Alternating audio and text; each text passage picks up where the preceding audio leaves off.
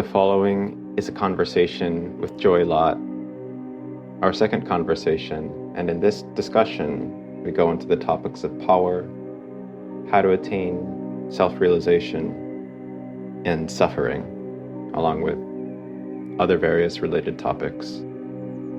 It was my favorite discussion with Joey so far, and the seeds and insights in this discussion are very, very powerful. I'm very grateful to be offering this discussion to everybody here, and I hope each person gets as much out of it as I did. I'll be leaving his channel in the description if you'd like to follow his work. Thank you for tuning in, and please enjoy this episode of Cusp of Infinity. Hey Joey, it's an absolute pleasure to have you on this podcast once again. First question I'd have for you is, how are you doing today? I'm doing well. Thank you. Excellent. So in this conversation, I want to explore a couple things. One of them is the word power.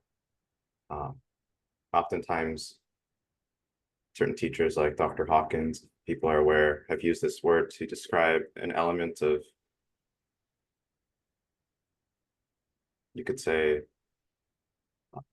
realization or understanding that allows a person to, with less effort, get to where they'd like to go in life, or to attract what it is that they desire with more efficiency. What's your understanding of power, Joey?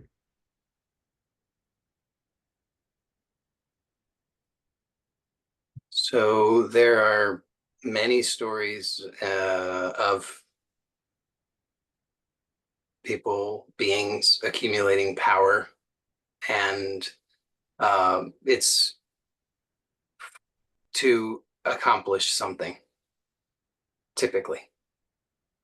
And so the main, I think the number one thing that I think is useful if a person wants to accumulate power is to know what the intention is, what the aim is, what a person wants to do with that power. So the power, we could say, is the accumulation of energy. So you're saying to know, say, to be clear about the intention. Is that what Yeah. you're saying? Yeah, because otherwise, first of all, it would be pointless.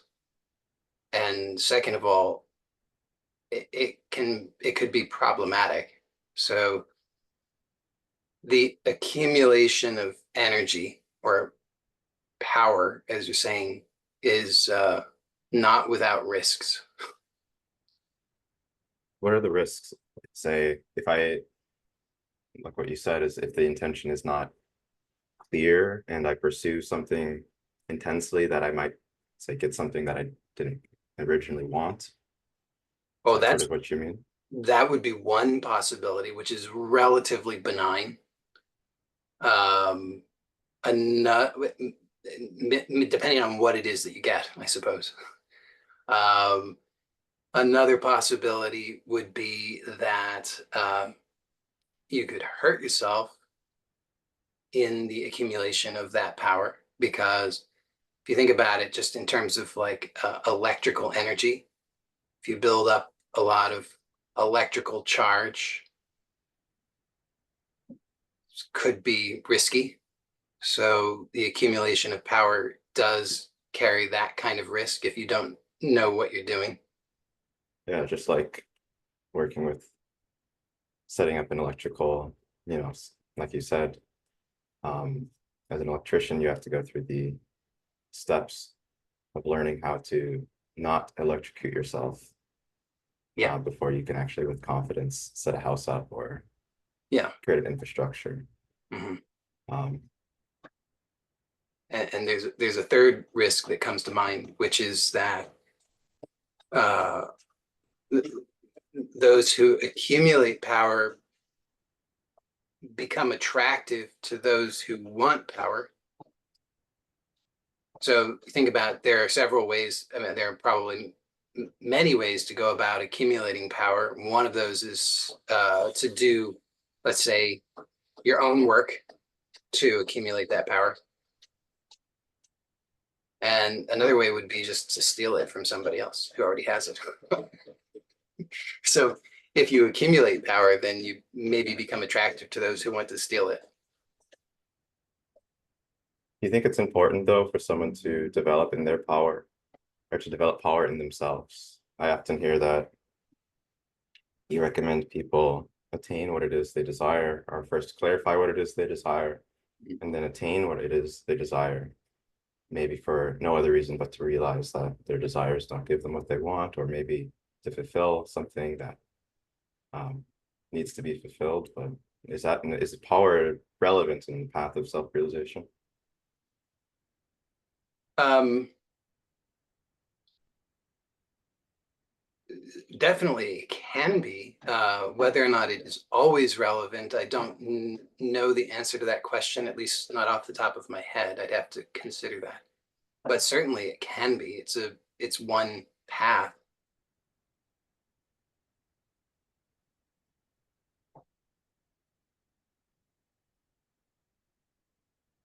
Would you say someone like Jesus Christ was powerful in this way? Well, let's think about this. So, clearly, yes. The teachers that we look up to, they seem to have developed this, but maybe it wasn't because of the power itself. Maybe they weren't pursuing the power itself, but the self-realization just naturally it came along. Well, so the so every from my view, everything is energy, and so when a person when if a person wants to have success in their life, and success I would define as being able to accomplish what one sets out to accomplish. So if a person wants to have success, then they need to have some uh, knowledge of how to work with energy. Now, they might not think of it in those terms, but they do have to have some knowledge of, let's say, how things work. Because if you don't have any knowledge of how things work, then how are you going to get anything done? And so when a person has whatever a person's intentions might be, having awareness of how things work is useful. So that would apply if a person's intention is to manifest material things in this world, then it's useful to have knowledge of how things work. It's also true if a person's goal is to know themselves, what we could call self-realization, because what would self-realization be other than knowledge of what this is? Are you familiar at all with Nietzsche's use of the term power or will to power? No. Okay. It's one of the key elements he suggests is necessary on the path of fulfillment, self-actualization, and um, he says it's one of the main driving elements of a human's existence is to develop in power. And he's not specific as to what specific avenues a person would take, but it seems in my experience that this is true, even if it's just power over one's own desires or one's own mind. Um, and I guess I'd be curious your thoughts on what it does for a person to begin to cultivate that inside of themselves? Does it provide a fulfillment, like to have more power, or is the fulfillment derived from something, say, deeper, like the awareness on awareness? What, what are your thoughts on this? Well, I can speak about my own experience. So I uh,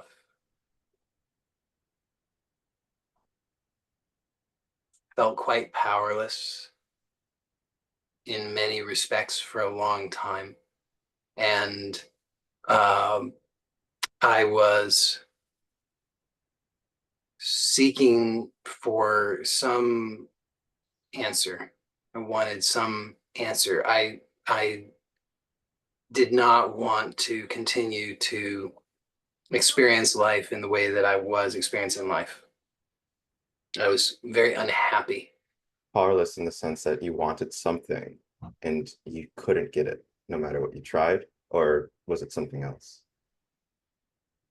Yeah, well, a big part of the problem was I didn't have clarity about what it is that I wanted. I All see. I knew was what I didn't want. I knew that I did not want to continue to experience life the way that I was experiencing it. But didn't at that time have enough clarity to understand specifically what it was that I was doing to create that experience. I didn't know what different experience I wanted. I just knew that I didn't want the experience that I was having. Okay. And so I was seeking out, some kind of answer to that problem that I perceived.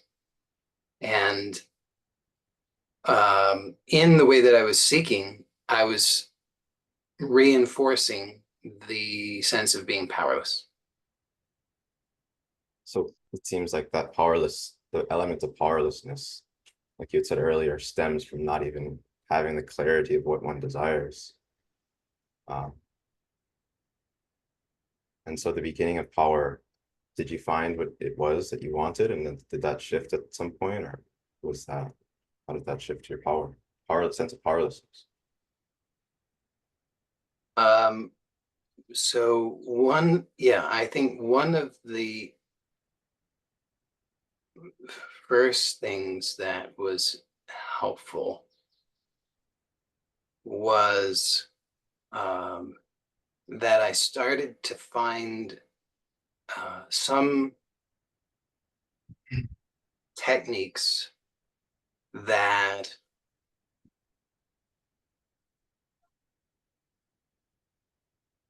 helped me to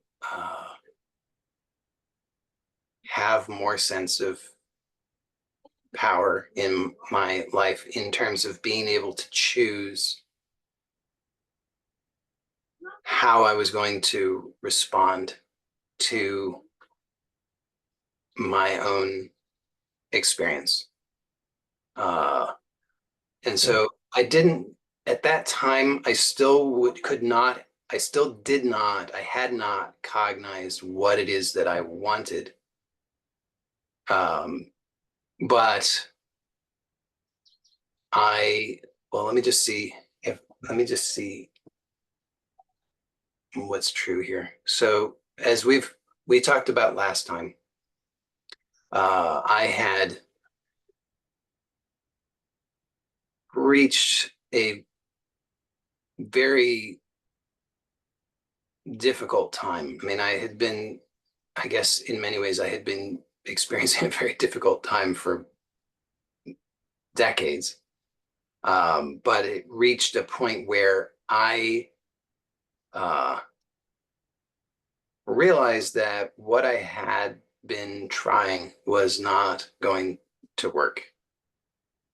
So it was sort of like for a long time, for decades, I had the uh, I still had hope that I what I was doing was going to work, and what I was doing was just seeking. I would just seek and seek and seek. I would try this thing and then the next thing and then the next thing. I would go, I did many, many things, many But things. like you said, it wasn't clear exactly what it was you were seeking, or you had some idea, but it wasn't It- sure. yeah. So I had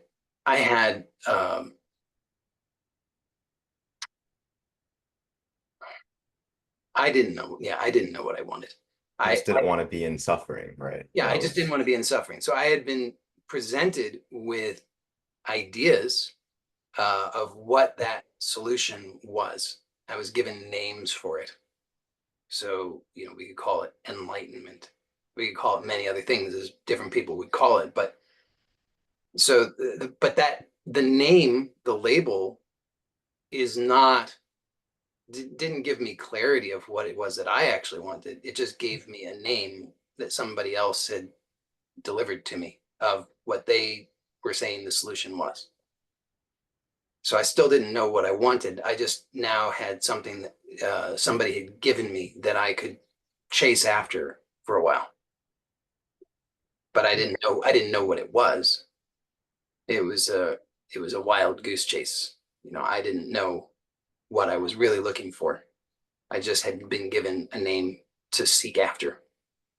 And so I had been trying all of those different things, going from this book to that book, from this workshop to that workshop, from this technique to that technique for many, many years. And then it reached a point where as I said, I had this realization that that was really not going to work. I had exhausted my ability to continue in that way. and was it not going to work because it wasn't clear where you were even going? It was not going to work because I was exhausted, because I no longer had the sense that I was capable of continuing to do what I was doing. If I had had a sense that I could keep doing it, I would probably have kept So doing you it. felt powerless at the end, like it Yeah, was exactly. you Yeah. read like your sense of your ability to do anything Yes. to erect yourself from the situation just gone. Yeah. And so And as that a was partly a result of not of that this sort of vague endpoint for you, right? Yeah, I think that that's a big part of it. I mean, so in the absence of knowing what I wanted, I knew a lot of things that I didn't want. And so that list of things that I didn't want continued to increase. I Yeah. didn't, uh, no, I So didn't, yeah. yeah, if there's a direction you wanted to go, go ahead. But I do have a question. Well, sure. If you want to ask, go ahead. Yeah, yeah. So if I'm, say, working with you, and I say, I have this problem, I have this problem, this problem. I don't want to suffer. I want enlightenment. I want whatever, moksha, liberation. Do you say, what do you say to that? Do you say, well, you have to clarify it, like you have to be very specific as to what you mean by by liberation, or is it how do what's your I mean, it would be on a case by case basis. I don't have set responses, but um, in general, yeah, I would. Uh, I think that it's very helpful to have clarity about what we're actually talking about, because if you say enlightenment and I nod and I say, "Oh yes, okay, let's do that." I'm lying to you and to me because I have no idea what you're talking about. And probably you don't either, but I don't know whether you do or not. So the only way to find that out is for me to ask you, what do you mean? What is it that you're actually wanting? Describe that to me so that I understand what it is you're talking about. And if you can do that, then possibly I might be able to provide you with some guidance that could help you to achieve that. But unless we both have clarity about what you're talking about, I definitely cannot help. That's something I've noticed actually is talks about enlightenment or liberation. Um, they're not very specific. And obviously there's excellent teachers and the quality of clarity is different person to person. But I guess what I would say is like if I'm suffering and I'm experiencing these things, I would say I want to be fulfilled. I want to experience contentment continuously. Mhm. I want to have a foundation of peace that is always accessible, regardless of circumstance. Mhm. Um, Whatever that's called, I don't know, but it seems like that's what people are after. And it seems what I personally am after and care about and cultivate Mhm. to the best of my capacity every day. Is Yeah. that is that a clear enough goal? Are those things clear enough? Or would you say even Well, one of those is definitely clear enough. So you said something about fulfillment and contentment. I would say that fulfillment, what is fulfillment in and of itself? How do you achieve fulfillment directly?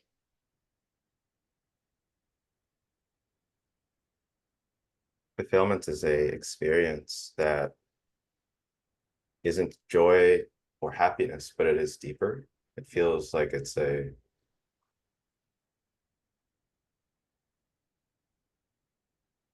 I don't know how to describe it, but I can describe the effect of it. Mhm. It's something like it creates a non-fear towards death because what's done in life is, what one had to do in life is accomplished. Oh, What one okay. wanted in life is accomplished. Mm. The desires for something other than here have been addressed. That Okay. seems like what fulfillment is. And in the face of fulfillment, no more desires need to be attained Yeah. for there to be peace. Great. So then my question would be, uh, if you, so am I correct in understanding that what you've just described is that fulfillment is the byproduct of resolving the desires? Yes.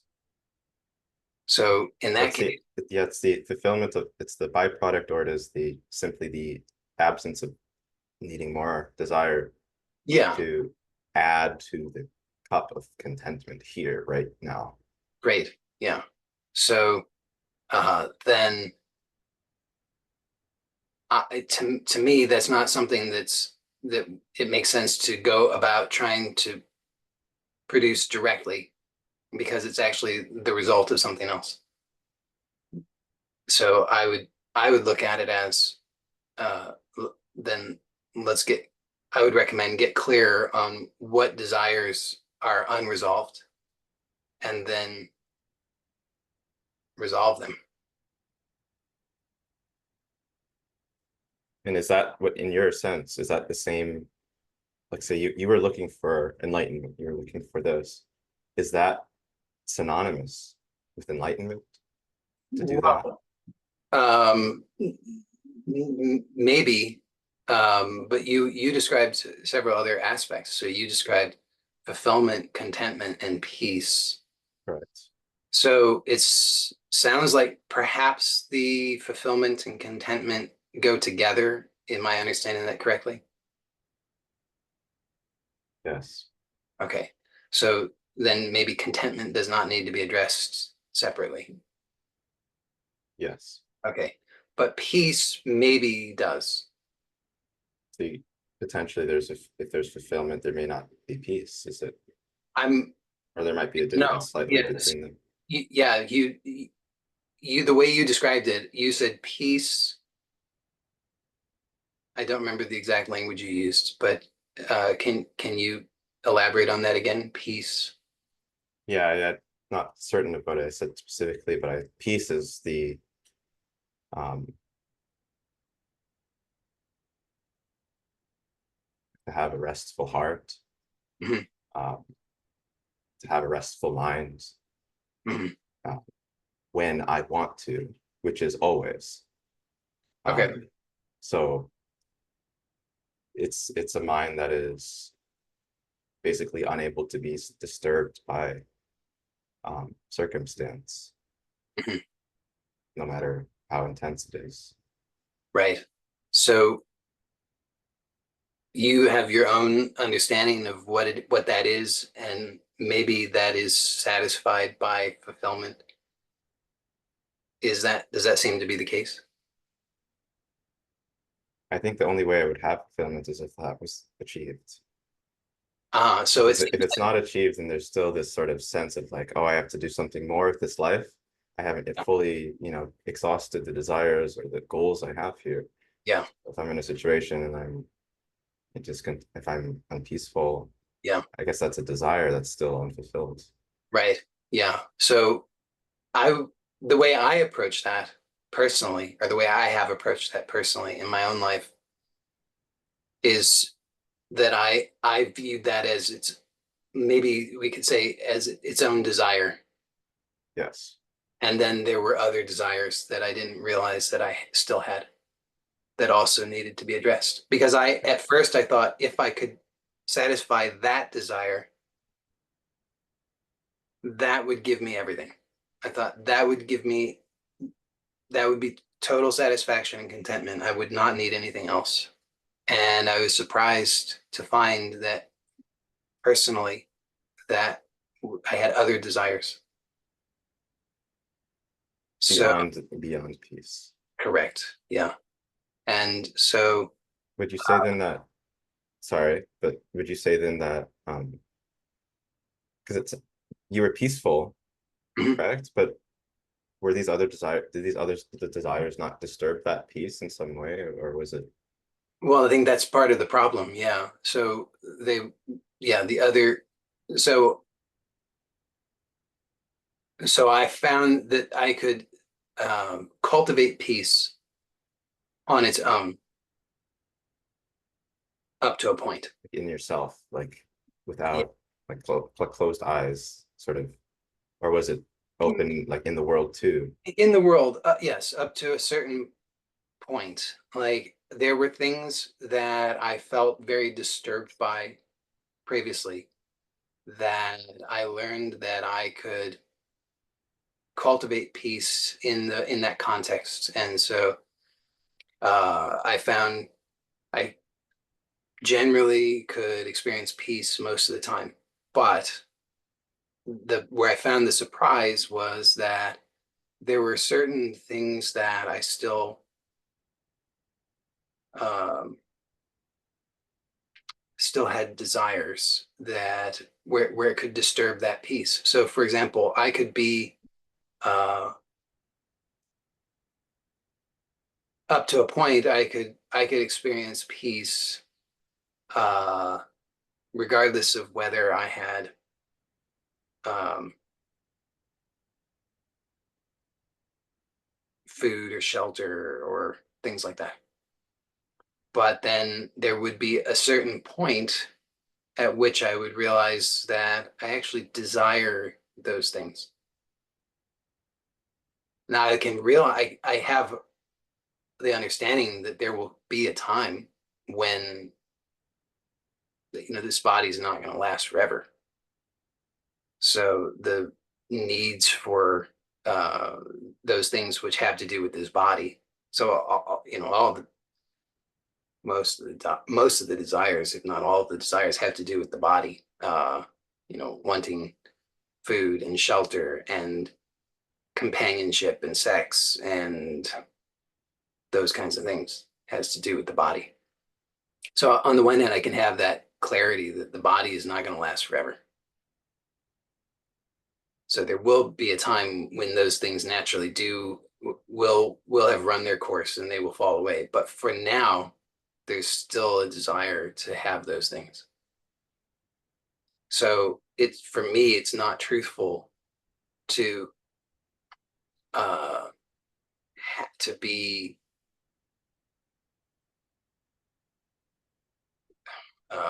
to give no attention to those desires. It sounds like a lot of what we're describing here is like I just looked up the Maslow's hierarchy of needs, and it seems like it's quite resonant with everything up to the top here, where a person is initially, um, maybe I can even share just so people are on the same page with me here. Put it like this, just the basics here to establish and achieve one's physiological safety and love needs, uh, and esteem, and all of the sort of physiological, personal, human elements. It sort of feels like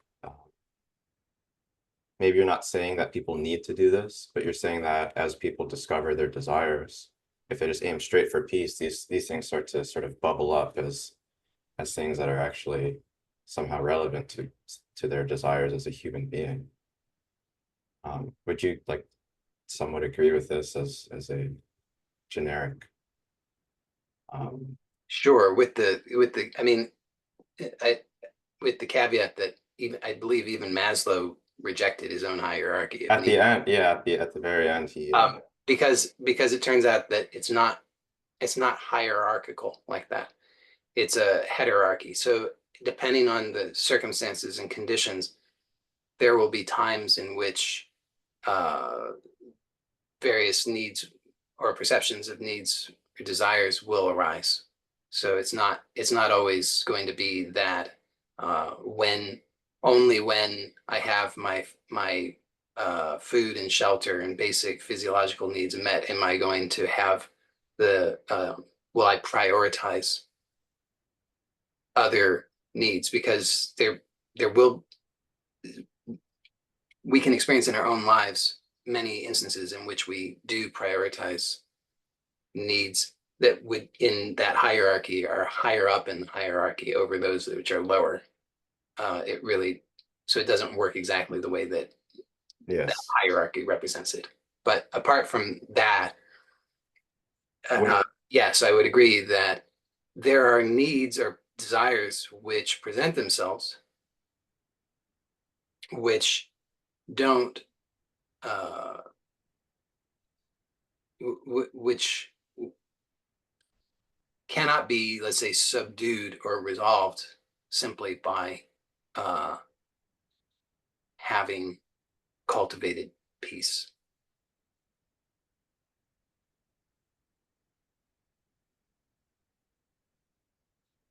it almost feels like we're using the word peace like it's something that can be attained versus the results of um like we talked about identifying, understanding one's desires clearly and fulfilling them. Like I don't know if peace can actually be a desire that one has in the traditional sense like we're using. I think I'm sort of realizing that now. Like I'm using peace as something like it's something that can be got, but it's Right. more like something that's the result of having either let go of things or like fulfilled.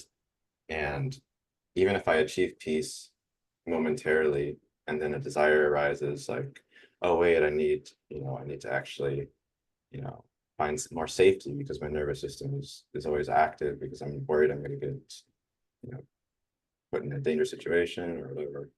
It feels to me like then that's not actually, then I haven't actually attained peace. I've just attained the momentary gap between desires, right? Like, Yes. Right.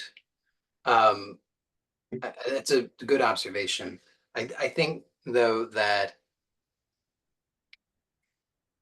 we could say that there's so the skill set that I would say that I developed that gave me that what I was describing as peace uh, was a skill set of letting go.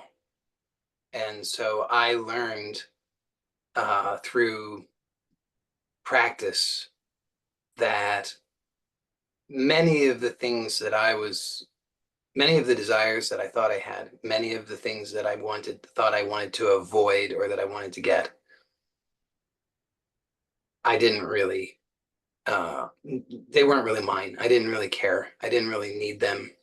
And it wasn't worth being stressed about it. And so I just discovered that I could let go, and then I would experience what I would call peace.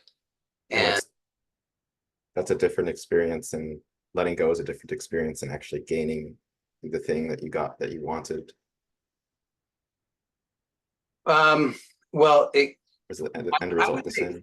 I would say that in the attainment, there's also a letting go. So I would say that the maybe the we could say that letting go can be experienced in different conditions, uh, but the actuality of the letting go is the same either way. So you could experience letting go because in a non-attainment, and then it's just a choice of I'm choosing to let go because it's not worth being stressed about not having attained the thing that I thought I wanted to attain. Yeah, I've heard before, I think it was from Naval, he said to not want the thing desired is as good as to have it. Right. Yes, in the context that I'm describing, if it's possible to choose that, then yes. Uh, and the flip side of that is also if in that moment when there's an attainment, there's also the letting go of the desire because there's you don't need the desire once it's been fulfilled, right? I only if I'm hungry, I have a desire for food. Once I eat, It's I not don't need there. Yeah. the desire any longer. So there's a temporary experience of letting go of the desire. It's with if that's done, if that's experienced without sufficient awareness, more likely than not, what will happen is then the next desire will arise, and then again there'll be Yeah. a grasping at that. Yeah. I actually think it's almost possibly better to not want something than to attain it, because in Sure. attaining it, you sustain the illusion that the attainment was the thing that provided you that peace, and not that Yeah. letting go of it after gotten it, after having gotten it. Yeah. Um, I mean, this is why I advocate to let go of everything that can be let go of because uh, for exactly that reason. I mean, otherwise one's time and energy is consumed. I mean, number one, one's time and energy is consumed by the pursuit of fulfillment of desire, most of which are not even that it, belong it to that person. it seems like, though, you have to have an insight, some type of insight, versus just like a forceful, like, I'm gonna forget about it. Like, I'm gonna just forget that I care about that person, or I'm gonna just try really hard to avoid thinking about it. Like, it doesn't seem like that's actually gonna do the thing. It seems like there's an insight or some type of realization that occurs Mhm. in the face of a desire like that. And I guess I'm curious as to what that realization is for in your words, in your experience. Well, like I said, I found that I encountered a couple in that moment or in that time period when I kind of had when I had that realization that it wasn't going to work for me to continue in the same way that I had been trying to solve my problems. I was graced with some things that actually worked for me in that moment. I can't say that they will work for everybody because I've seen that they don't work for everybody, but they worked for me in that moment. And they what they gave me was that ability to have that, you call it insight, which was I'm exerting a lot of energy trying to, in my case, trying to avoid something. So I was trying to avoid suffering. And I was using a lot of energy, tremendous amount of energy, trying to avoid suffering. And what through that technique, I had that insight And I realized that that was the main problem that I was struggling with. And The avoidance. yeah, using all of that energy for avoidance, which, so part of the insight was seeing that I'm using that energy for avoidance. And then another part of the insight was the clear seeing that it's not working, Yes. right? It's like, had to see both parts. Like, first of all, I had to see that I'm using the energy in this way. Second part, I have to see that it's not working. Once I was able to recognize that, then the only the only thing that was left was, I guess I've got to let go. I just like, because it would be insane for me to Yes. continue to do this thing that's not working, that's consuming all of my energy and bringing me to my knees. So that was, so I agree that an insight is necessary, because if it's just done mindlessly or forcefully, it doesn't work. Why did you think it would work? Why do we do that? Well, I think the reason, why do we think that something To will avoid like work? avoiding the suffering. Like you clearly are, you're a smart person and but you still did that. Mhm. Why? Well, nobody told me otherwise that I could recall. I mean, it's sort of like that, sort of like the open secret. I mean, it's right there. It's plain and obvious, except that almost nobody seems to know about it. And so it's not like they don't teach that in school, not that I'm aware of. They don't teach that in church, not that I'm aware of. Most parents that I'm aware of don't teach that to their children because they don't know. It's not on TV. It's not on Facebook. I mean, maybe somewhere on Facebook, but I mean, there's loosely there's people understand like attachment, desire, avoidance. These are spiritual things and we shouldn't do them, but we do every single day. yeah, but that's because it's presented in that way. Like, you shouldn't, or, you know, Wagging the finger. yeah, Buddha says, don't have attachment. And then we go, Okay. yeah, well, Buddha is Buddha, and I'm just little old me. So I don't really have to I don't really have to try and understand that, because Buddha is in a totally different category from me.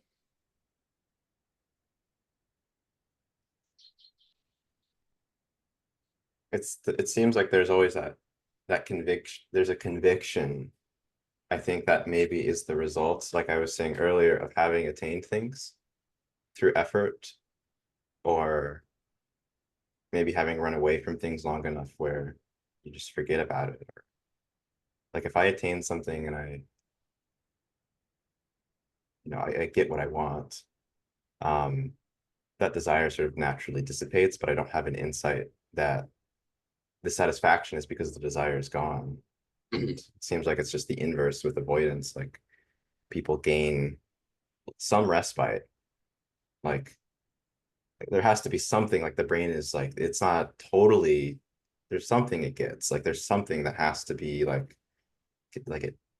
it's keeping the cycle going. I guess I'm just trying to get to the core of what that is, not just for you, but just in general. Like like suffering. Like I don't want suffering. I don't Mhm. want to experience the pain of, say, someone saying something or whatever. Mhm. So I'm just talking around that. I'm just thinking about it right now. Like, Yeah, well, it's a very interesting question, because I look at this a lot for myself too, that there are, so I, so I've looked at my experience enough to have enough clarity, at least, to recognize that there are no circumstances that create suffering.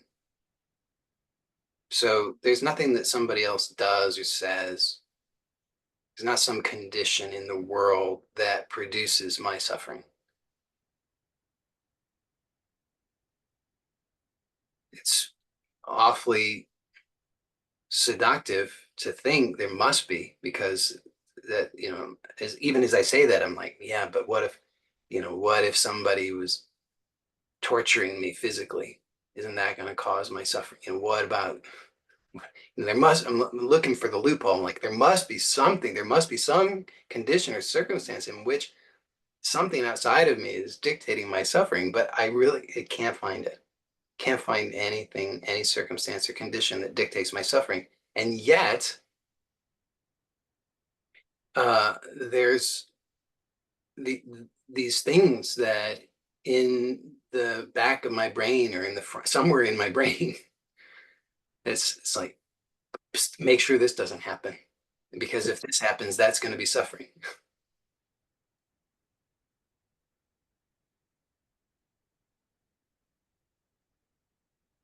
Yeah, so like when something tragic happens and the mind resolves that, oh, this is not what I want. I'm going to avoid that. I'm going to label that as bad. Mhm. Um, that itself, that framing of it is the suffering, is what you'd say, or is the suffering in the um like what specifically when something tragic occurs, like if you're like you said, getting tortured, or you've gotten broken up with, or Yeah, you lose your exactly. house, or Yeah, the love of your life is dies or something like this. In whatever way that could mean, maybe it is just they leave you, or death is yeah. all forms. But like, what is that? Like these are clearly, you know, not what someone would want or prefer. But what is it that we're not understanding about reacting to those situations that causes us to do that insane thing of what doesn't work? Hmm.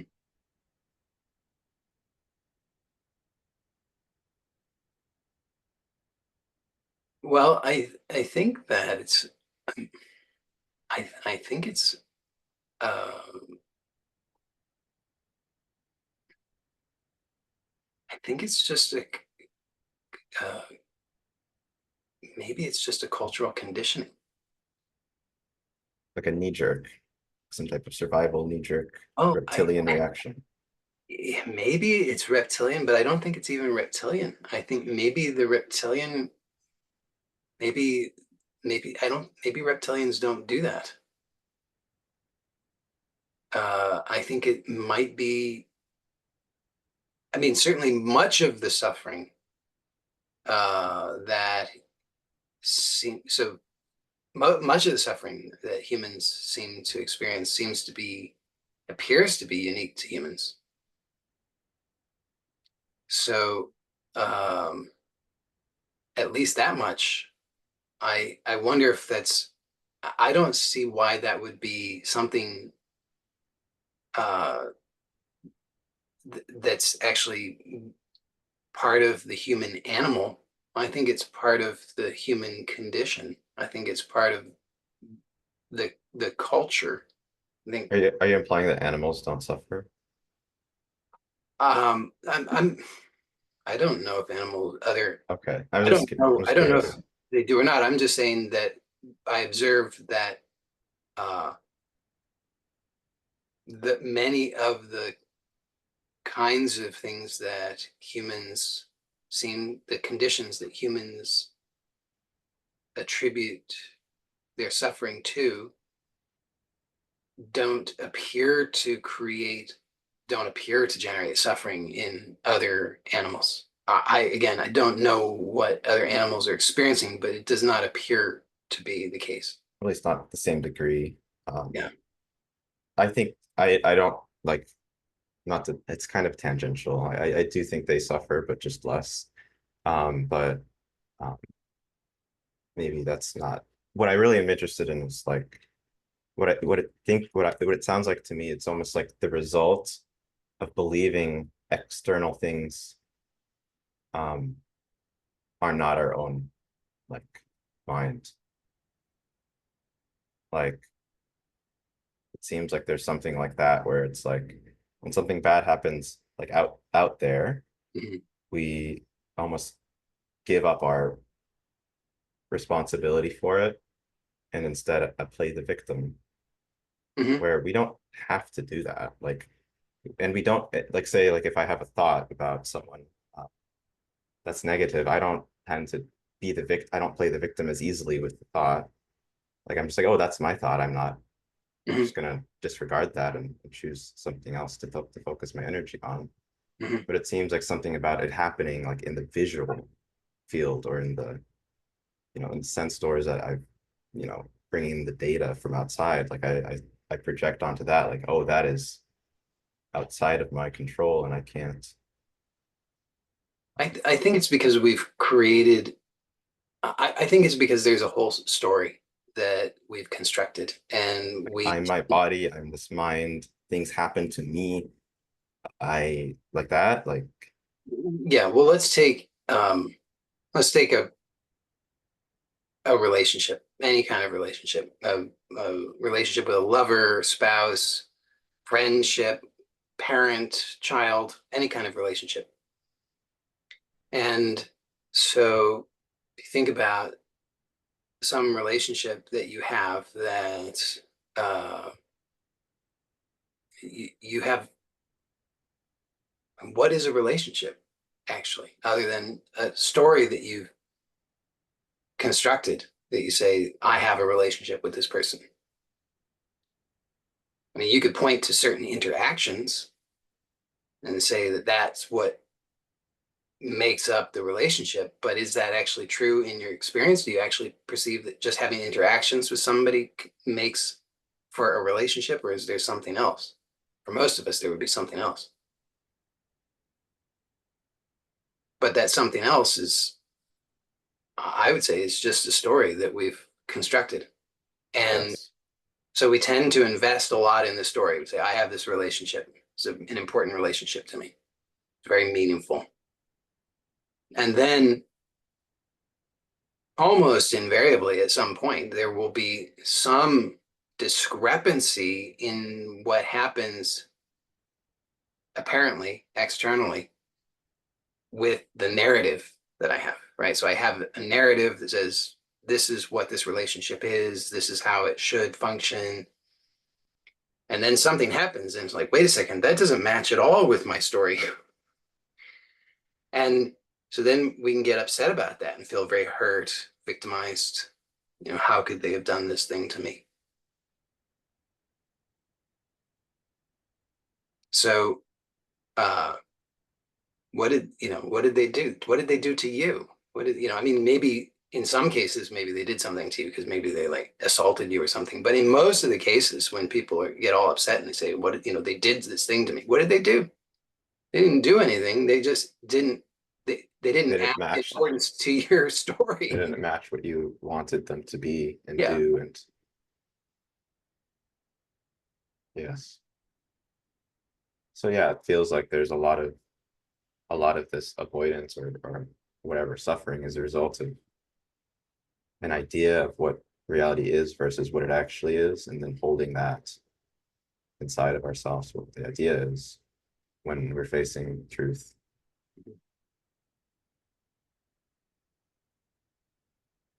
And it's funny because, like you said, it doesn't work. Like, if I have a construct of like what a relationship should be, like, no matter how tightly I hold on to it, it doesn't change the reality that what they're doing or what's happening is happening.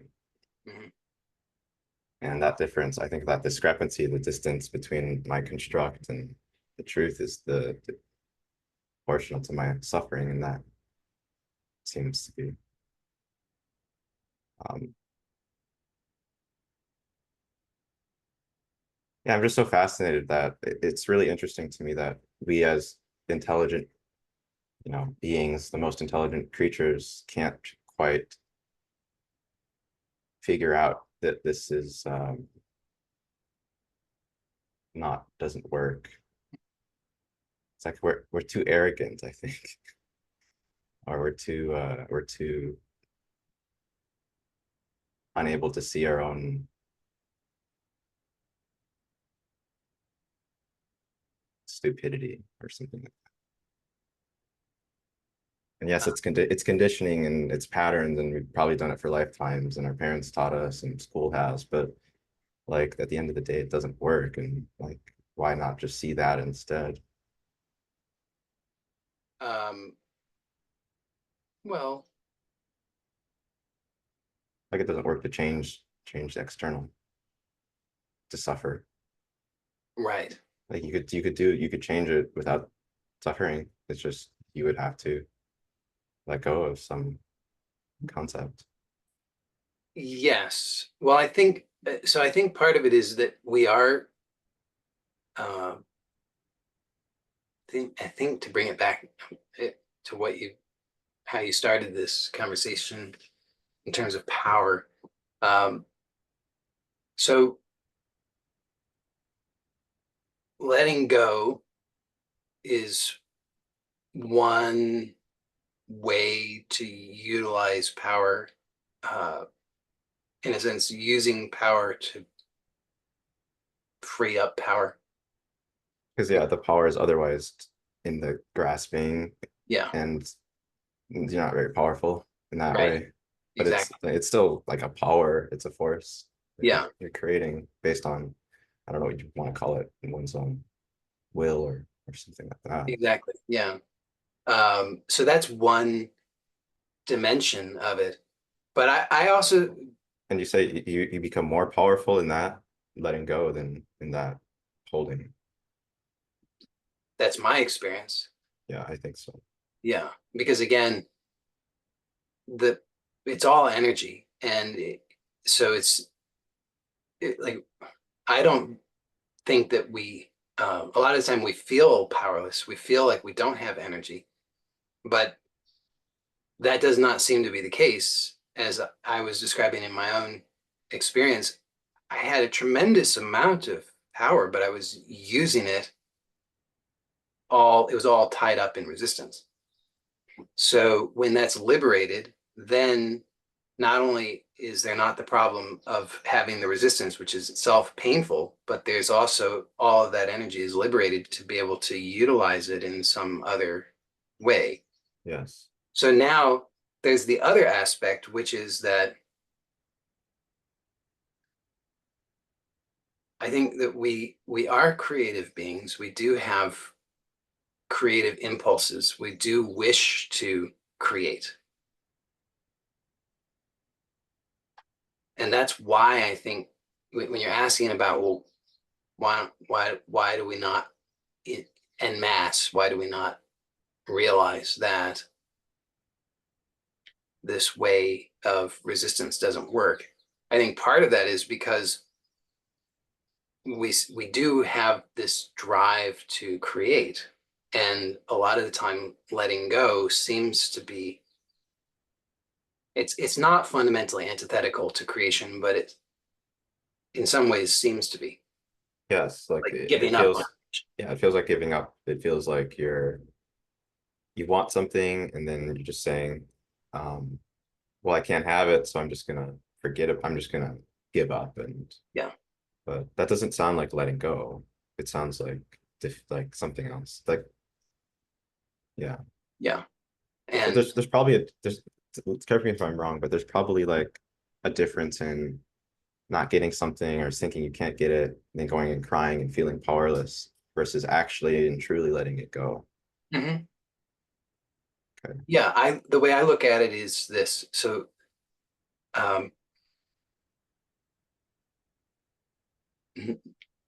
this won't be a big surprise. This comes back again to having clarity about what one wants. So if I, so what has happened is I thought I wanted something, and I thought I was creating that, and then I'm getting feedback that's letting me know that I'm not on track. Like something's off. It's like maybe kind of close, but not quite. Yep. And so then a lot of the time the tendency is just try harder. Like if I can just Like push force the course harder. correction. Yeah, I'm just gonna if I just exert more energy, I'm gonna overcome the resistance. I'm gonna get this back on track. Like this person's I'm convinced this person's the right person. like things are not quite in sync, but it's so close. I'm just going to try really hard and make it happen. Yeah, been there. Yeah, that's the impulse a lot of the time. And then, um, however, then what's possible is, so as you're saying, one possibility is to do this kind of sour grapes, like, it's all sucks and, well, like nothing's good in life and nothing's ever going to work out. And Yeah, yeah, like I want to just give up. I want to die. I don't care yeah, anymore. It just exactly. doesn't. And then, but enough, which doesn't give good results either. Right? That's actually No, you're still suffering resistance. Yeah, even more than. yeah. So then, another possibility though is to actually, as I was describing, to actually liberate that energy and to realize, okay, so let me now regroup, determine again this clarity of what do I really want, so I can use this feedback. Like, okay, I was going for something, didn't work out. Let me use that feedback so I can learn, get even greater clarity about what I want. It's like, oh, I thought that's what I wanted, but it wasn't exactly. So now I know more about what I do want based on that experience. Now I have that greater knowledge, plus I still have the energy, so nothing's really lost. I can now reinvest that to create what I want.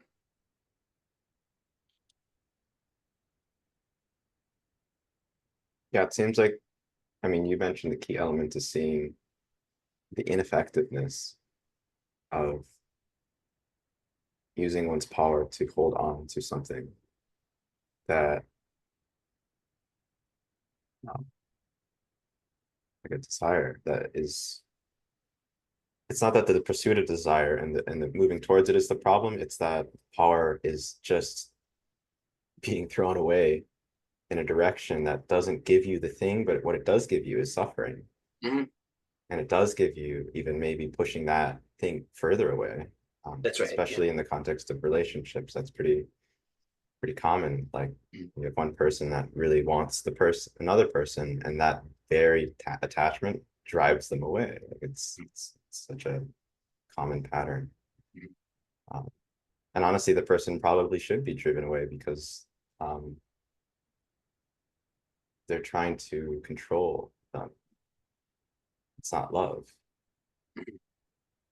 Feels more like love is just disagree with me or agree with me, but love is the ability to let go of a person, but still,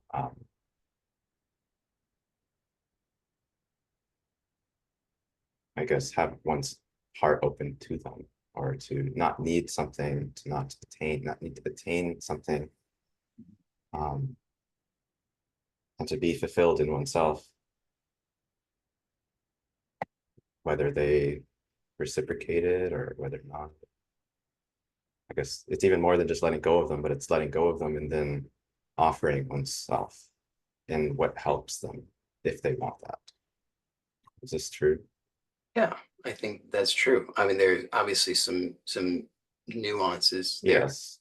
Yeah, because that could turn into like, could turn dysfunctional that way too. But Well, yeah, you're not gonna like go out of your way to like insert yourself into their life, but I kind of I feel like love is some form of power as well. Is that would you say that's true? Like there's letting go, but then there's also like a genuine like I guess a frequency of like not only am I going to let go, but I'm going to also um like give you everything you need to be free. mhm, Would you say yep, love is can you have love without letting go?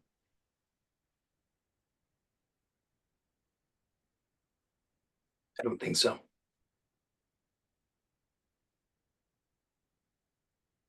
What role does love play in power? Um, it's a good question. I would say it's very helpful for transmission of power, for empowerment. So uh, it is, if you think about in the context of, so if you think about what is not love, then that tends to produce reaction and resistance, more closing down, more Would you, yeah. Would you say the result of love is not suffering for the person loving? Often I hear people say like love is to experience suffering or to like a lot of times people like pair those two things. Like if I love you, I'll suffer for you. And do you agree with that? Like, is it true that love creates pain? It's not painful. um oh, it could. I don't think it has to. It depends on, so I think could pain would be the result of a discrepancy between what is wanted or expected and what is perceived. And so that is certainly possible, and I would say even likely for most of us, because it's most of us are going to continue to play that game to some extent of telling stories and projecting things. Are you And saying that's not love, that's something else? well, what I'm saying is that's not, if that's part of how we that's part of our functioning for the most part. There may be other ways to function that don't require that, but most of us are still going to function in that way to some degree, where we're trying, it's a prediction game. We're trying to predict something. So rather than being fully present to what is as it is, there's a tendency to want to predict. With Expect. Yeah, Yeah. because it's like, uh, most, if you think about how we function most of the time, most of it is unconscious.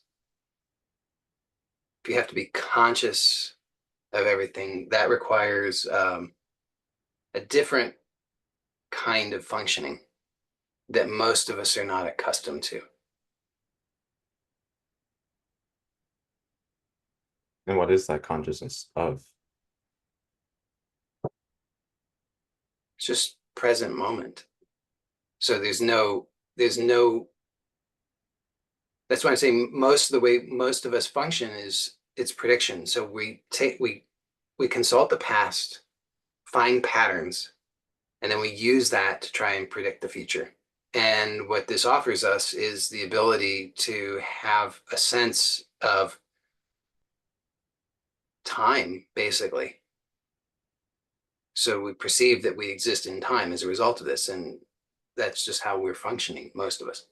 But uh, and I don't know if that's. I mean, we can certainly see how there are downsides to that way of functioning, because that can get us into trouble, just as we've been talking about. If Yeah. I think I mean, is there not a way to still use that utility of like predictiveness, like and not suffer because of it?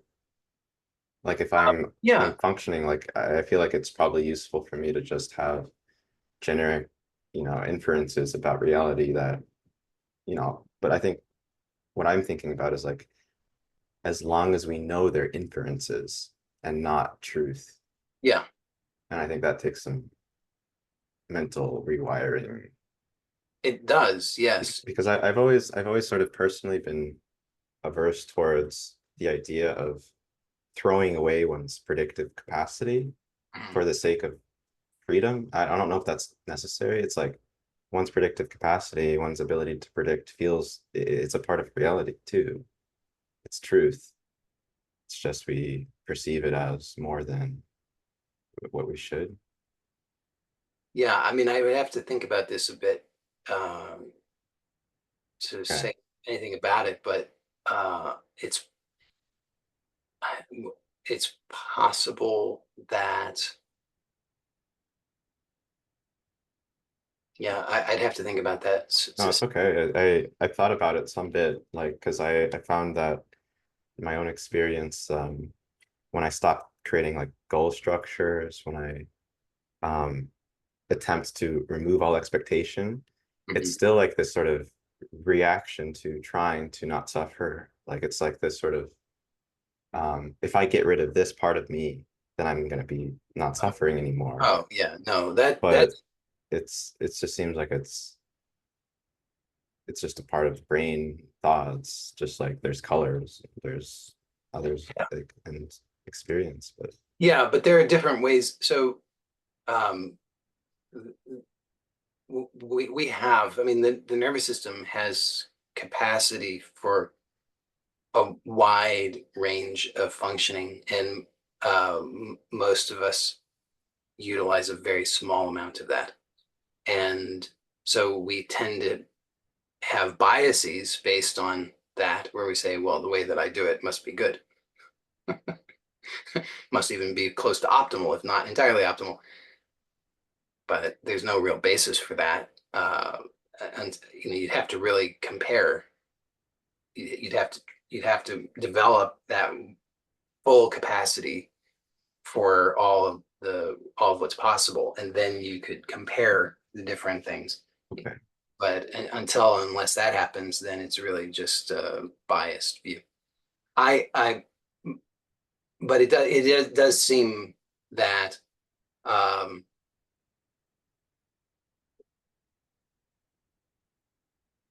that uh, so that predictive uh, way of functioning is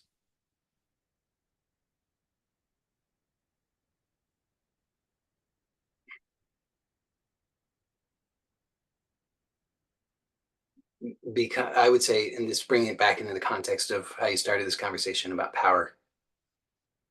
It happens when there's um, let's say a sense of a big gap or a sizable gap between,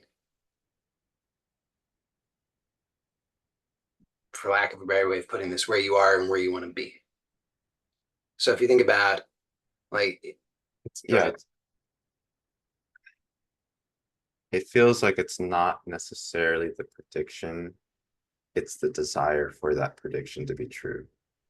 Is that, would you say that's accurate?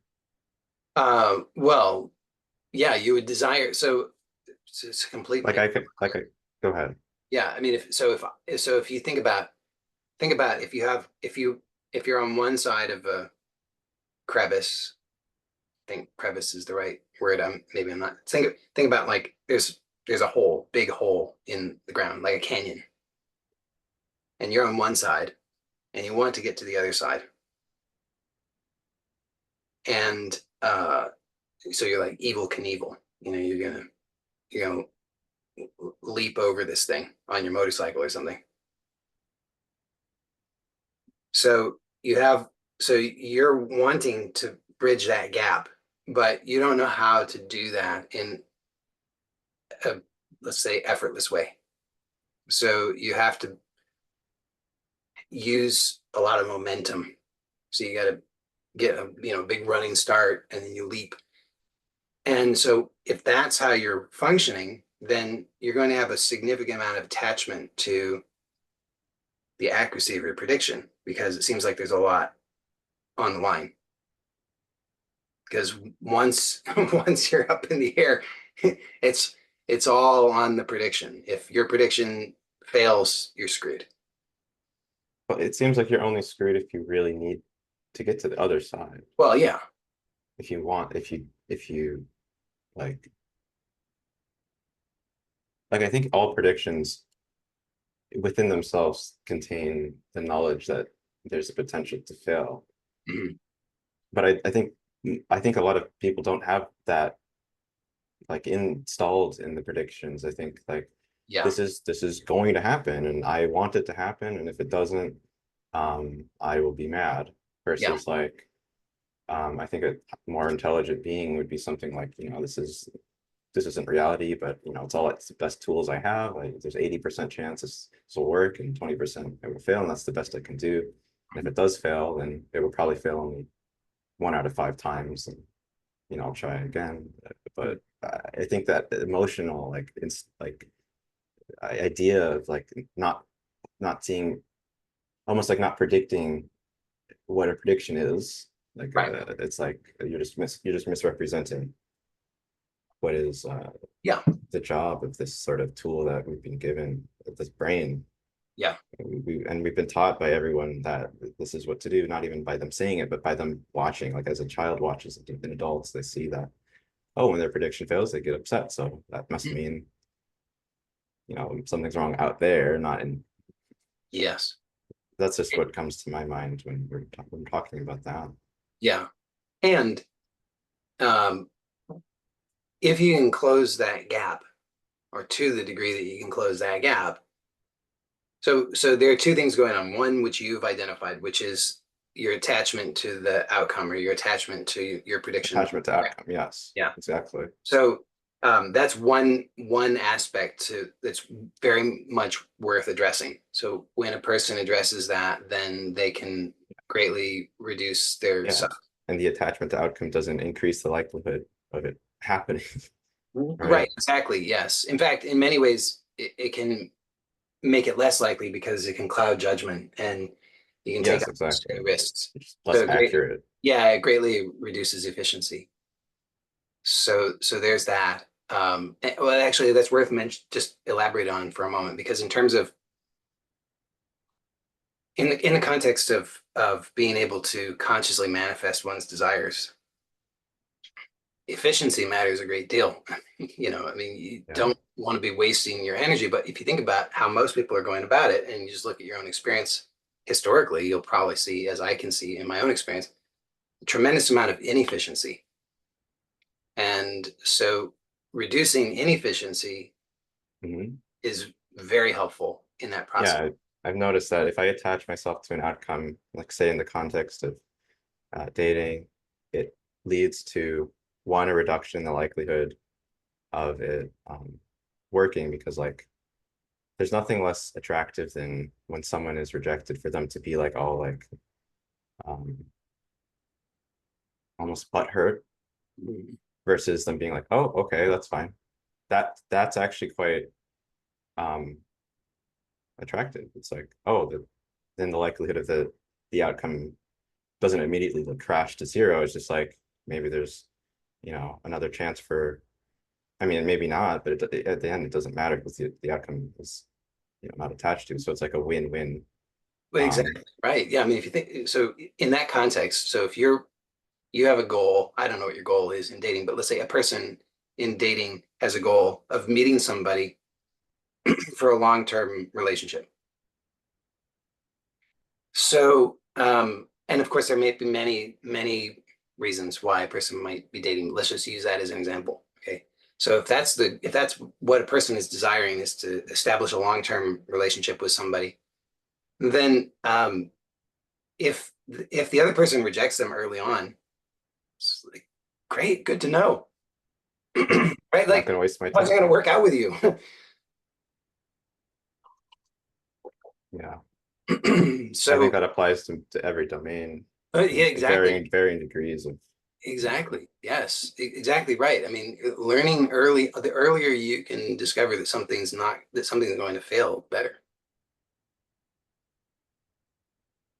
Yeah, I think that's one of those insights that's like it really changes how the mind wires itself. Like, because the goal um isn't to pile drive one's like head into something that doesn't work and waste all of one's energy. It's to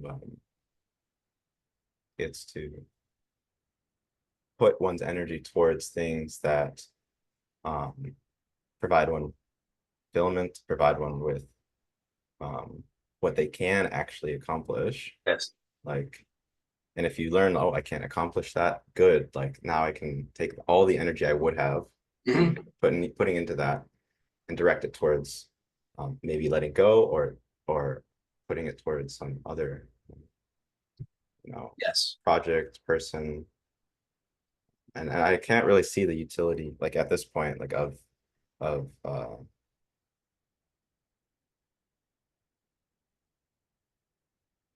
like clenching onto that like on reality. It just seems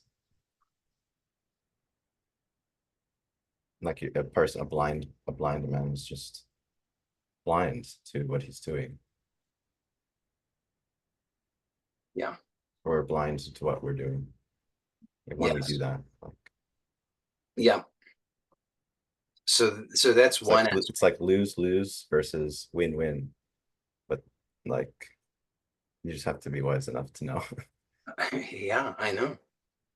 But like you said, it has a lot to do with the attachment to the outcome, and that your insistence that your prediction has to be correct.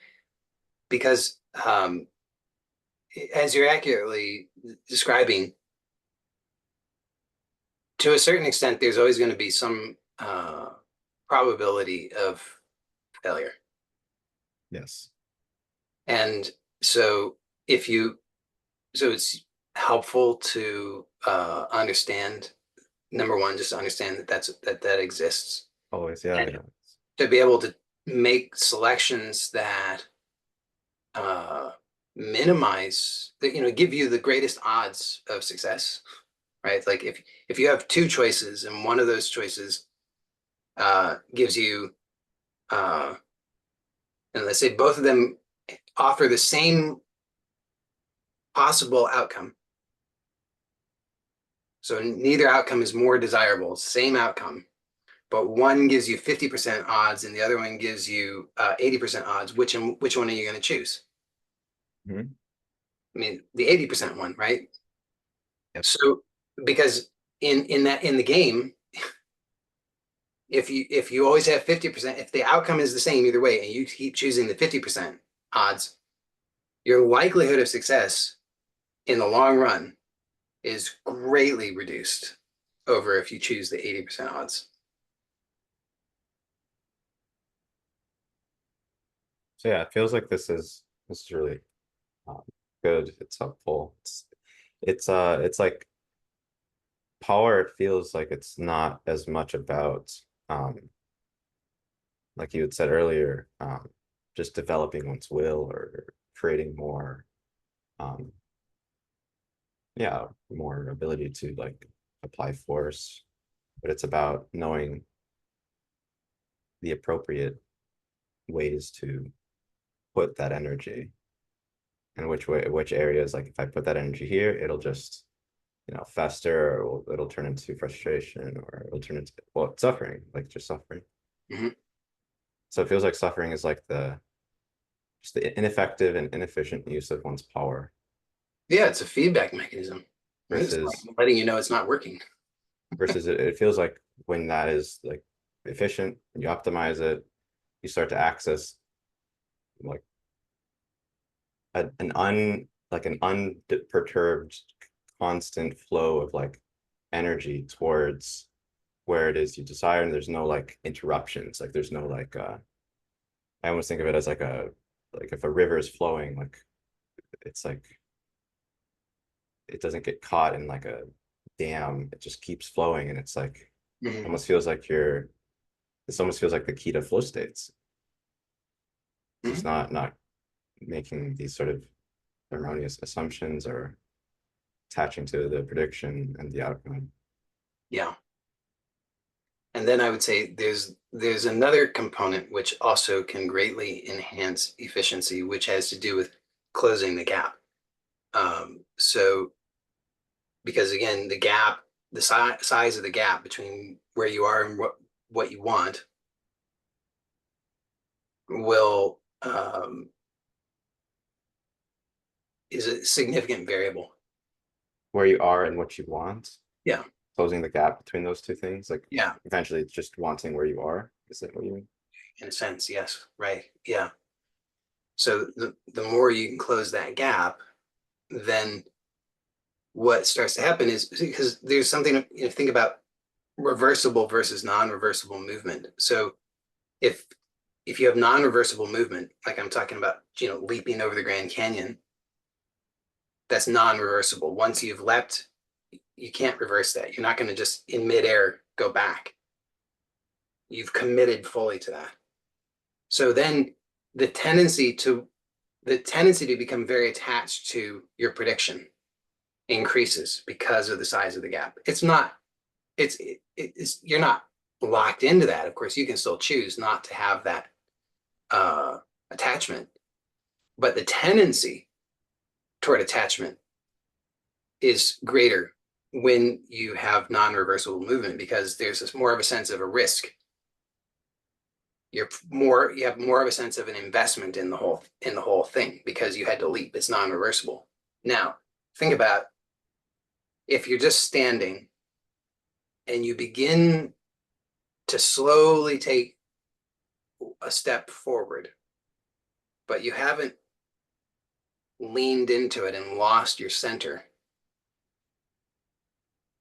you can reverse that, right? So if you start to take that step and then you see something that changes something for you, like you thought you were going to take this step and this was the right direction, but then some new information enters your field of awareness and you're like, oh, hold on, like car coming or something. It's like reverse.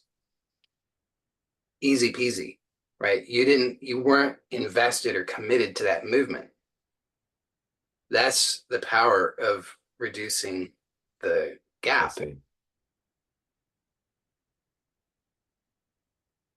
So it's giving yourself almost freedom to adapt and desire differently at all points in time.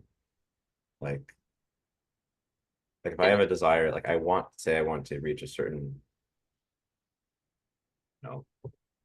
monetary goal by the end of some time frame, you're basically saying, well, you can try to do that, but if you commit to it and you need it as you're moving towards it and things change, like you'll probably suffer more versus if you're like, I'm going to do my best, but as information's coming in, I'm not going to attach to the outcome. I'm going to just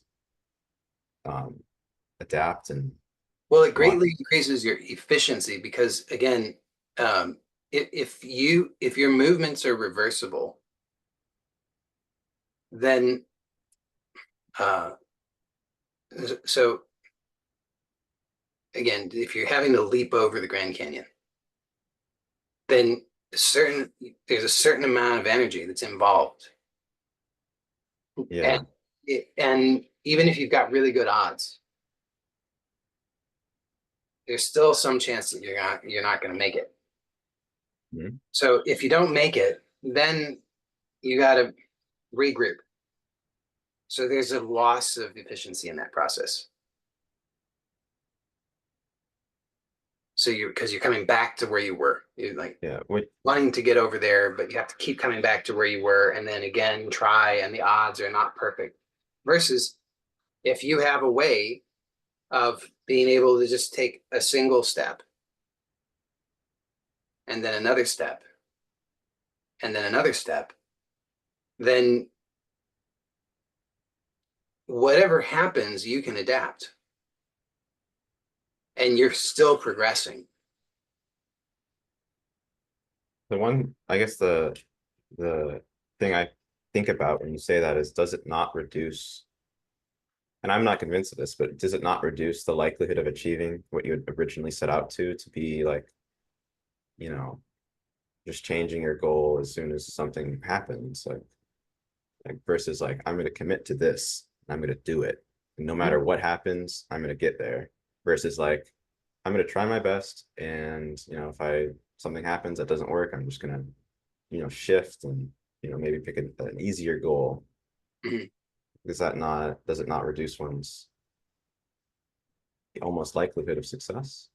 I don't think so. But again, it does have to do, it does come back to having clarity about what you want. So if you know what you want, then, and you're really clear about that, then whatever comes up, you're probably still going to want that. Not that that might not change, but for the most part, if you really know what you want and you really prioritize what you want. So Yeah. if you're focused on the most important thing, what's the likelihood that something's going to happen that's going to completely change that for you? It's a pretty small likelihood. It also sounds like picking the right thing to want is also Yeah. pretty relevant here. And it sounds like picking the thing that, like you said, is like the large gap might not be the wisest wants to have. Like by 48 hours from now, I'm gonna have $1 million. Like sure, but maybe the better goal is like something that doesn't have that non-reversible element in it. Is that what you're saying? Um, well, And there's that's a that. ridiculous Yeah. I mean, example, so but yeah. So um, that's another, we could say that's another aspect. But let's say the desire is actually to have $1 million. And presently you've got $50,000 in debt. So and you don't have a job and you don't have a plan. Okay, so it might seem like a sizable gap.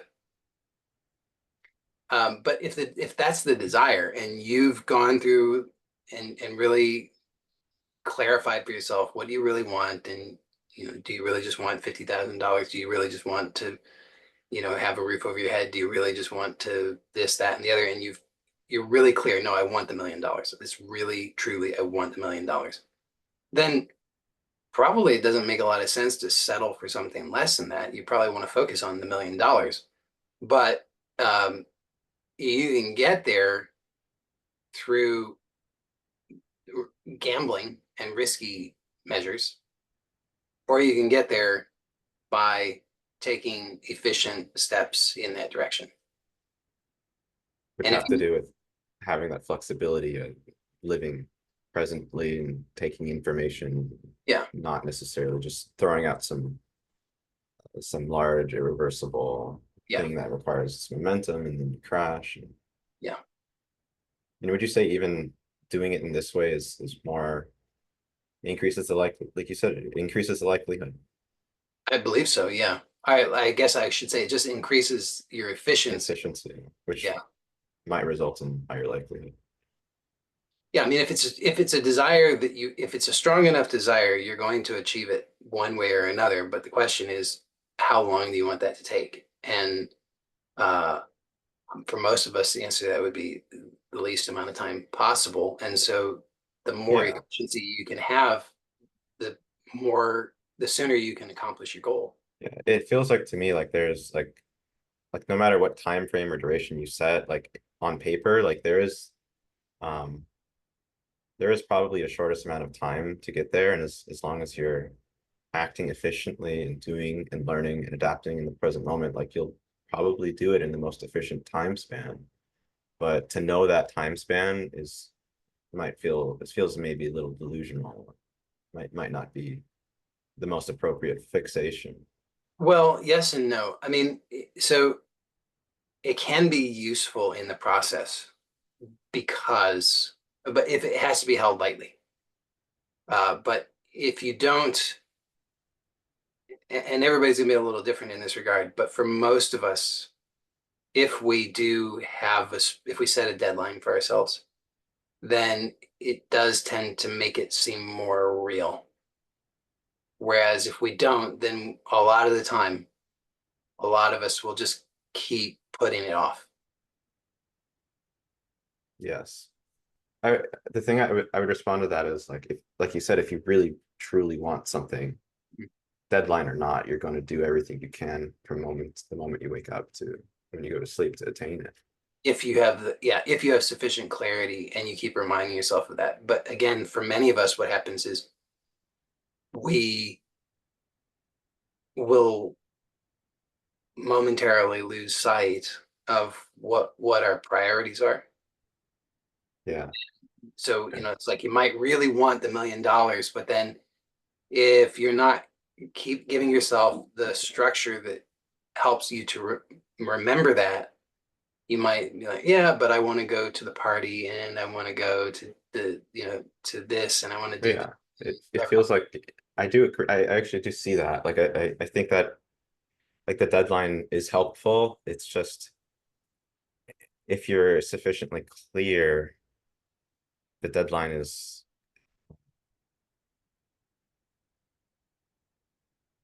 not necessary. It's No, just I agree. like if you know that desire, like going to the bar, like if the desire is clear, like I'm not going to go to the bar, that's going to reduce the likelihood Yeah. getting there. And like, yeah, I do think most people like deadlines, and I think it's for the same reason. It's for that reason. It's because it's not exceptionally clear Mhm. that like the time is ticking, and we're Mhm. gonna die. Like there's not, we have no guarantee that the deadline we're even gonna get there. And so I think I see that. It makes sense to me. Um, and I think that's much more preferred than having to rely on a deadline, remind myself of the deadline, because it almost feels like when that happens, Mhm. the fixation starts to become on getting it done on the deadline and not actually doing the best I can Uh-huh. to do it well and to do what I need to, Yeah, or do it like in the most high quality way, if that's part of the goal. Like, exactly. Yeah. Well, and yeah, it's an interesting thing because the deadline can be a useful variable in that because you think about uh, there are multiple variables, and I'm not going to be able to yes, define all of them, but one of them we could say would be the thing itself. Okay, let's say it's $1 million. So if I want $1 million, then the thing itself is the $1 million. yeah, it feels like there's a hierarchy, and maybe the deadline plays a role, but it plays a role that's subservient to the desire. Like, Well, if what I want is $1 million, then and I'm really clear that I want what I want is $1 million, then the deadline is not likely to change that. if I don't How, hit it on the deadline, I'm not gonna not want it anymore, yeah, right? exactly. But then there's also then there are other variables. For example, there's like we could say there are other conditions like how how do I like do I want $1 million to like am I going to rob a bank? Am I going to work 80 hours a week? Am I willing to like what am I willing to do for that? So I want to get clear on what those variables are, because there are certain conditions that are requirements for me in order to be able to satisfy that in a good way. It's not just about getting the thing; it's about how I get the thing. That also matters. So I would say, at least these three things, which is the thing itself, when I want the thing, and the conditions under which I'm willing to acquire the thing. And I think that keeping all three of those in mind can be useful because then it provides this feedback mechanism where when when I'm and it needs to be held loosely, but maybe in that process, as I'm continuing to work toward the achievement of this desire, when I keep all these in mind, I might realize, okay, well, I'm willing to adjust the deadline. Or I might realize, well, I'm willing to adjust the thing itself. Or I might realize I'm willing to adjust the conditions. And I might even realize I want to add other conditions as I'm continuing along with the process, which then might adjust the deadline or it might adjust the thing itself. And that sounds like what you were saying is having that present moment adaptability, not having the structure, like strict Mhm. um, structure for all three of those things. Because at the end of the day, it's like what I truly want, I may not even know right now. And as I collect more information, that might adapt, and I don't want to limit my fulfillment based off of incomplete knowledge, Correct. Yeah. which is I think common, or at least in my experience, I felt that like I need this thing, and then I'm like, I don't even really want it, but I'm going to commit to it because I said I would, and that feels like, and on one hand, it's like, oh, I'm being I think justification is that I'm being honorable to some part of me, but on the Mhm. other hand, I'm suffering now. I'm pursuing something I don't even want. And, when I get it, it might not do what I thought it would. Mhm. So it's really well said.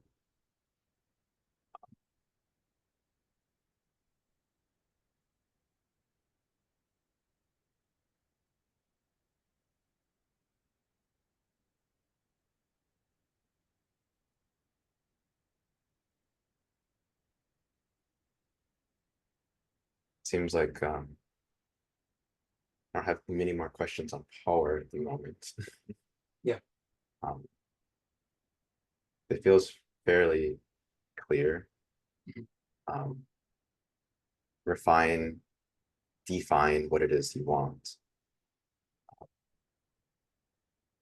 Notice where energy is being trapped in, and you can often notice that by the degree at which you're suffering. If you're suffering a lot, it's likely that you're pouring energy into something that it literally is counterproductive to you and attaining it, and also does nothing to get it. And then three,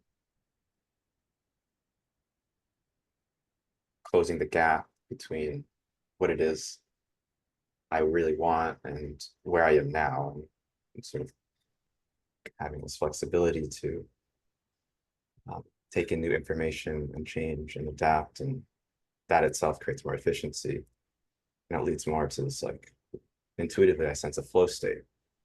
Mhm. And I think that personally the fastest way I've ever achieved things is in that state.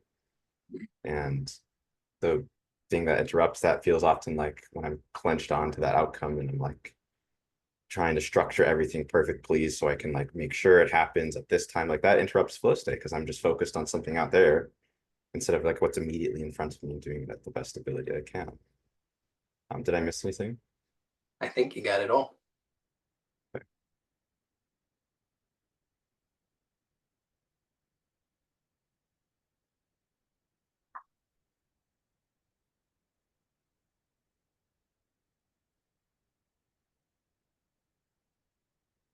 And on the path of self-realization, this capacity to let go and to be more efficient, um, what's it led you to recognize? Like, how does that relate back to awareness and enlightenment? Well, so you defined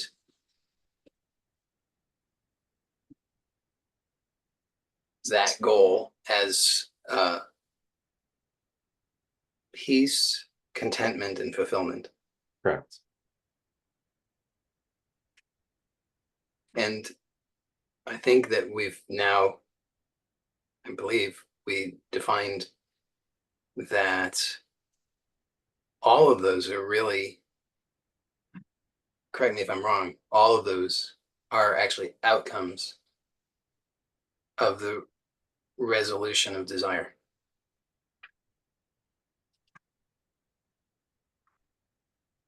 So, So yeah, it seems like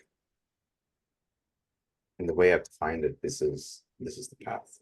yeah. So then desire, based on our conversation, can be resolved in at least two ways. One is uh, by attaining what it is that's desired. And another way, which is often overlooked by people, which I think is applies to the majority of desires for most people, is actually just to let go. And so when working with those, and they're complementary as you described those, Yeah. yeah. So And you're not hard set like on letting go of everything or attaining everything. It's like based on, I guess, your own path and journey, yeah, what is like accessible and what isn't. yeah, Like just being wise to know the difference. yeah. So from my perspective, uh, that's why that's how what we've talked about relates to self-realization, is that it offers through letting go offers a direct path of liberating oneself from all of those unnecessary binds that can easily be resolved just by having that insight and acting upon that insight that this is not even mine. I don't even want this. This is not helpful. This is not actually on point. I can let it go. I can choose that. And that's huge. I mean, at least in my own experience, I initially mistook that for the whole thing because I thought it was so huge. I thought this is it. This is the entirety. This is complete self-realization. It was only later that as I described, I was surprised to discover I had other desires that were not easily resolved simply by letting go. So then there's, as we've talked about, there's the resolution of those through attainment, and uh, and as we've also talked about and touched upon very briefly, it's also helpful to cultivate that, let's say, presence, just to be able to kind of slow down and not gloss over what the actual experience of attainment is, to actually experience that as a resolution of the desire, because then it doesn't necessarily just leapfrog to the next desire, but there's this moment of kind of just checking in. Is there anything else? Or is this sufficient? Because maybe eventually it can be discovered this is sufficient, nothing else is needed, which would be very nice to know. So thank you. And the last thing I think I'll ask you is this: in your personal journey of self-realization, enlightenment, is this the crux? Is this what it was? Like this balance between letting go and personal power and achieving what the desire is, and like I said, like coming here presently, having that ability to not attach to outcome. Or was there something more for you that brought you to more, maybe what you couldn't have even seen at the beginning, like of finding all your desire, fulfilling all your desires? Was there something more in your own definition of enlightenment that you discovered from this process, other than what we've been describing?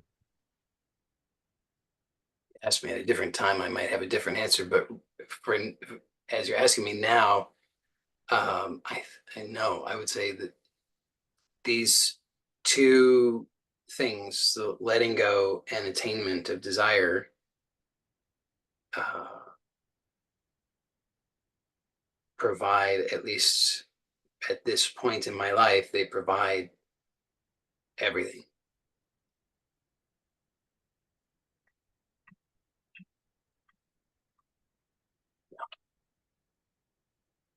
Thank you, Joey. This has been an absolute pleasure.